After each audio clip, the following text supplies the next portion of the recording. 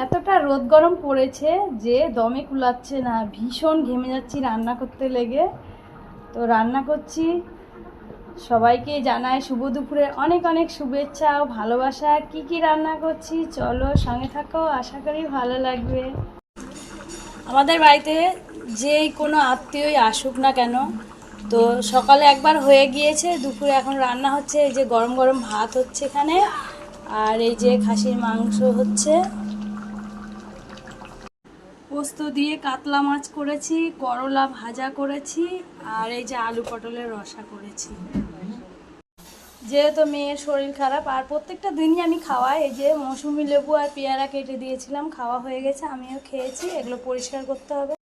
কালকে জামা কাপড়গুলো রয়ে গিয়েছিল, তো কেচে দিয়েছি। ছাদে এখন যাব, মাংসটা ততক্ষণ হতে থাক।